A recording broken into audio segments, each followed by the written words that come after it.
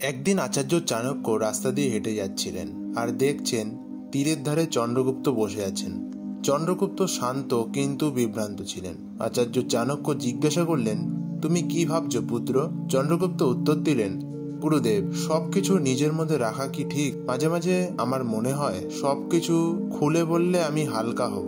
পুত্র, এই চিন্তাই সবচেয়ে বড় প্রতারণা।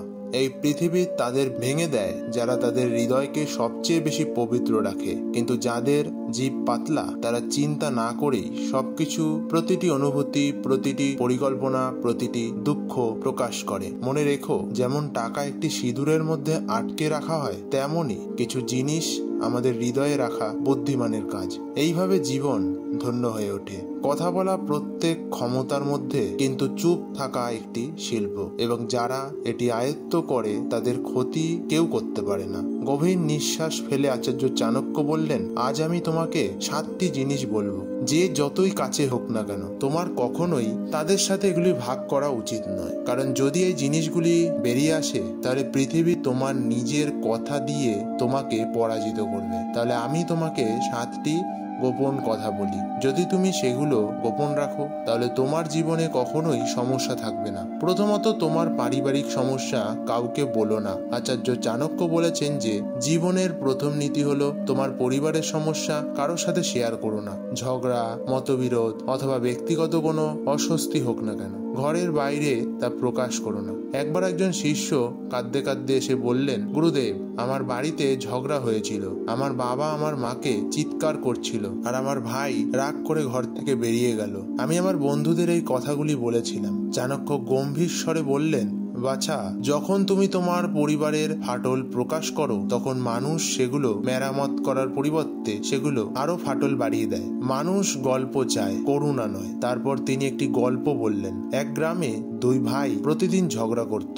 একদিন বড় ভাই ছোট ভাইয়ের সঙ্গে খারাপ কথা বলল। ফলস্বরূপ পুরো পরিবারের সম্মান কমে যায়। মানুষ সেই ছেলেটির থেকে নিজেদের দূরে সরিয়ে নিতে শুরু করে। বিষয়টি প্রকাশ্যে আসার সাথে সাথেই সম্পর্কে মর্যাদা নষ্ট হয়, বিশ্বাস ভেঙে যায়, আর মানুষ তোমার দুঃখকে অস্ত্র হিসাবে ব্যবহার করে। চাণক্য বলছিলেন, যদি পারিবারিক বিবাদ প্রকাশ্যে চলে আসে, তাহলে তা ঘরের ভিত কেঁপে উঠবে।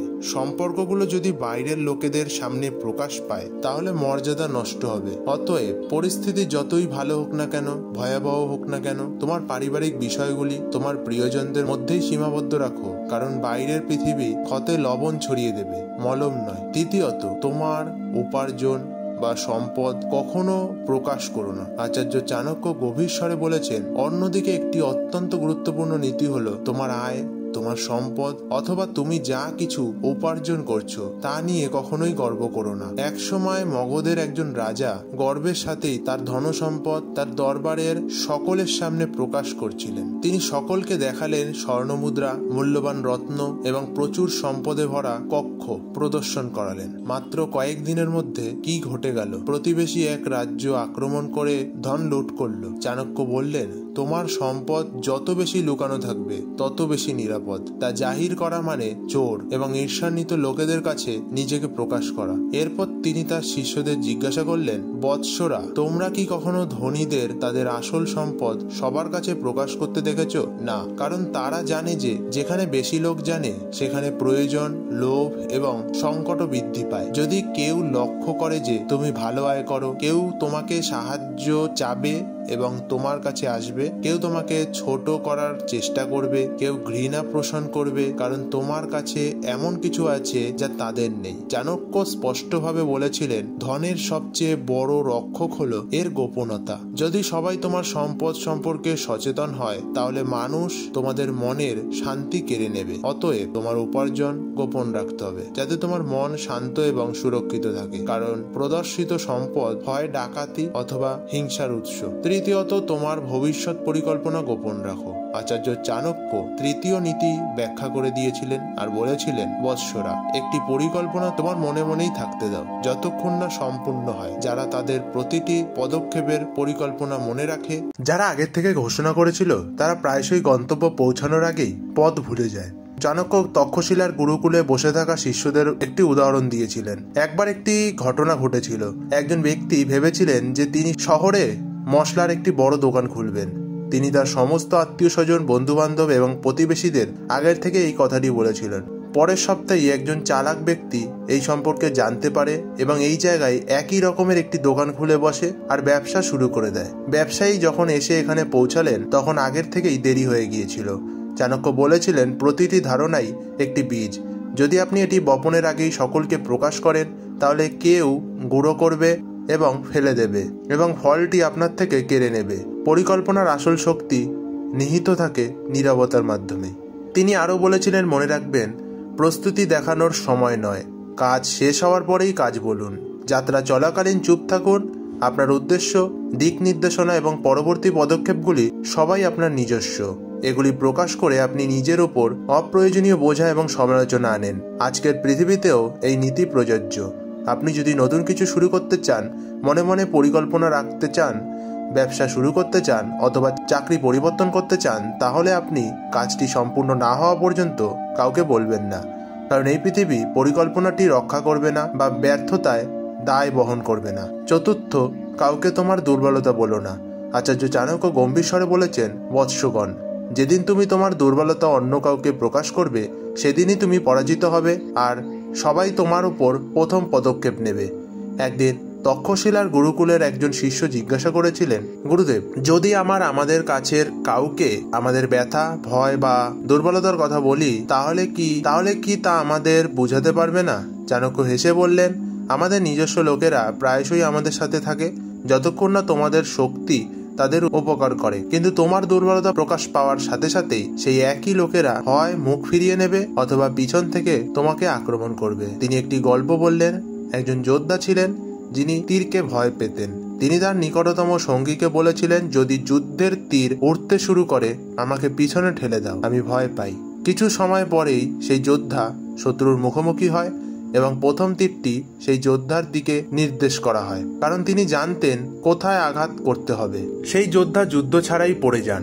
চাণক্য বলেছিলেন, দুর্বলতা কেবল ততক্ষণ পর্যন্ত শক্তি যতক্ষণ পর্যন্ত তুমি তা জানবে। যেদিন এটি অন্য কারোর কাছে জানা হয়ে যাবে সেদিনই তোমার বিরুদ্ধে সবচেয়ে শক্তিশালী অস্ত্র হয়ে উঠবে। চন্দ্রগুপ্তের দিকে তাকিয়ে তিনি বললেন, রাজা হলেন তিনি যিনি তলবারের মধ্যে তার ভয় লুকিয়ে রাখেন এবং মুখের হাসিতে তার ক্ষত লুকিয়ে রাখেন। তাই মনে রেখো বন্ধু, তোমার ভয়, তোমার কষ্ট, পুরানো ক্ষত তোমার ভেতরেই রাখো, কারণ পৃথিবীতে অনেকেই সাহায্য করে না, তারা পরাজয়ের দৃশ্য দেখার জন্য সেখানে দাঁড়িয়ে থাকে। পঞ্চম কথা, দান নিয়ে গর্ব করো না।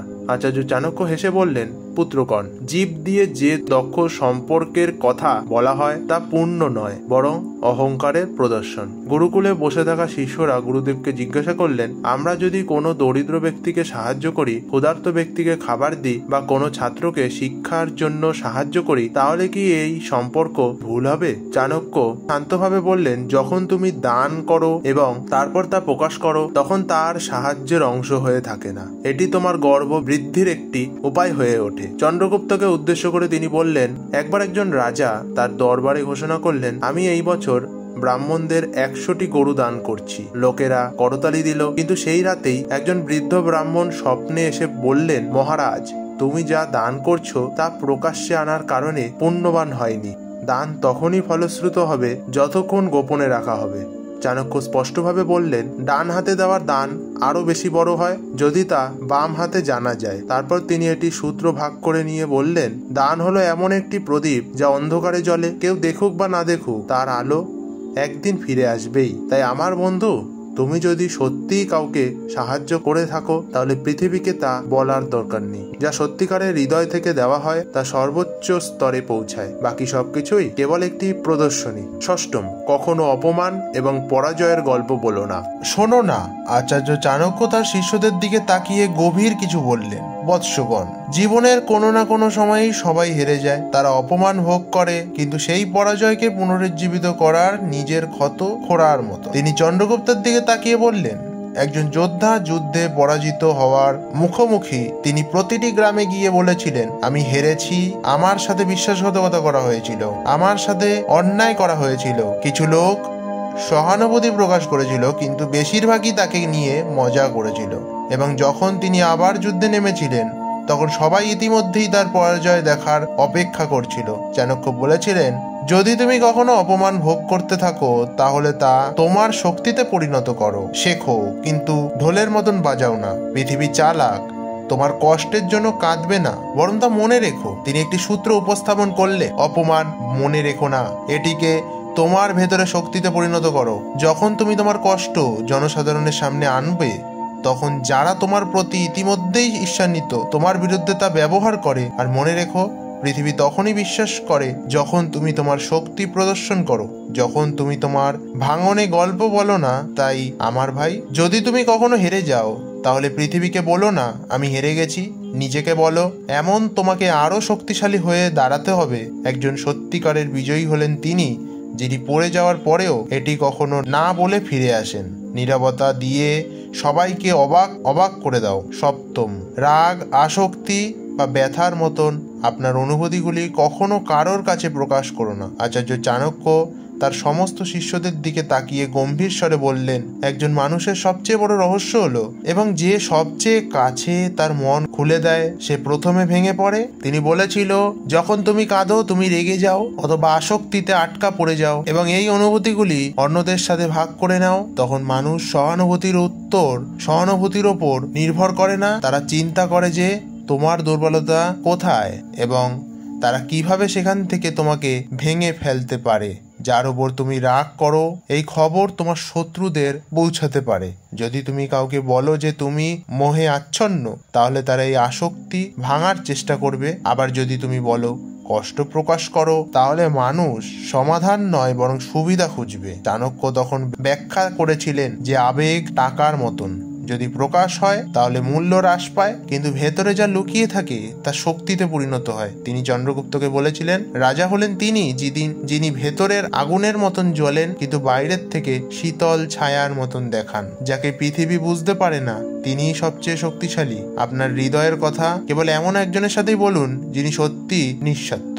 সবার সামনে শুধু হাসুন এবং চুপ থাকুন। চন্দ্রগুপ্ত মাথা নিচু করে বললেন, গুরুদেব, আমি বুঝতে পেরেছি প্রতিটি সম্পর্কেই ভালোবাসা থাকতে পারে, কিন্তু কিছু জিনিস গোপন রাখা বুদ্ধিমানের কাজ। চাণক্য বললেন, পুত্র, এই নীতি জীবনের সবচেয়ে বড় কর্ম, এটি করো, তাহলে কেউ তোমাকে ভাঙতে পারবে না। তাই আমার বন্ধু, কেউ যতই বিশেষ হোক না কেন, এই 7টি জিনিস নিজের কাছেই রাখো। ভিডিওটি যদি আপনার ভালো লাগে তাহলে লাইক, শেয়ার আর কমেন্ট করতে ভুলো না। হ্যাপি উইথ অভিজিৎকে সাবস্ক্রাইব করো। দেখা হচ্ছে পরবর্তী ভিডিওতে। সবাই ভালো থাকো, সুস্থ থাকো। ধন্যবাদ।